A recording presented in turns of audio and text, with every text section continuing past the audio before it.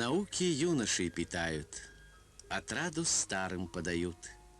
Эти ломоносовские строки берем эпиграфом к рассказу о старых якутских учителях. Надежда Евменьевна, Парфений Никитич. 50 лет назад, в боевом 19-м, начинали они рука об руку свой педагогический путь. Дети выросли, внуки пошли. Тысячи учеников разбрелись по белу свету, стали учеными, мастерами.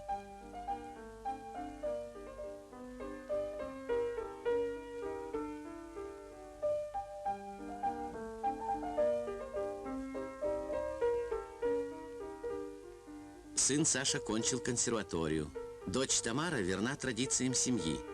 Кандидат педагогических наук, доцент Якутского университета. Старые учителя Самсоновы, авторы учебников и пособий для школ Якутии.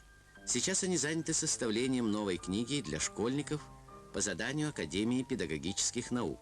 В неблизком наследии Хатансы живет семья заслуженных учителей России.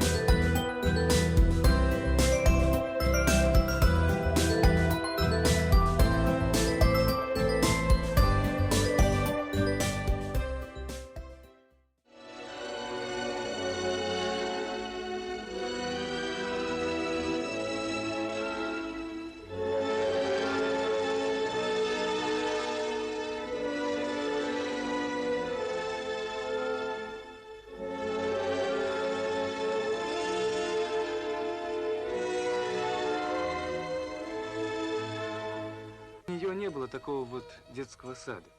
Отец погиб на фронте, мать рано умерла, и выросла она в детдоме, Получила профессию учителя. Поселка. Леночка и Валерий.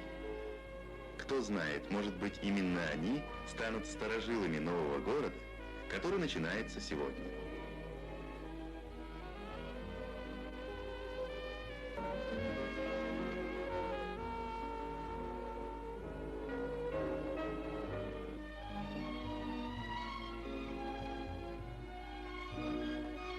В эти декабрьские дни, когда наша многонациональная страна отмечает 50-летие образования. И не верится, что это в Якутии, в стране лютых зим и морозов.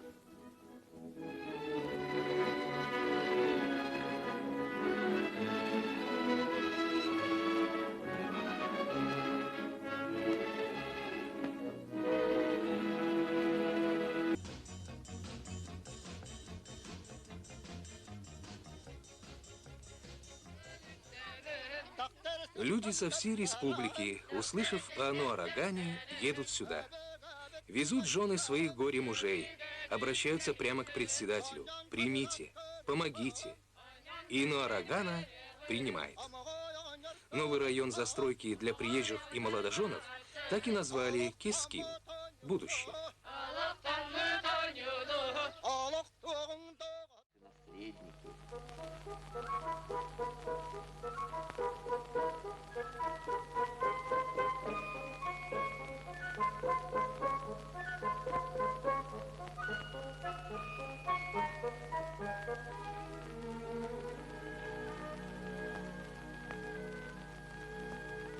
Смотрю я на вас, малыши, и думаю, кем вы станете?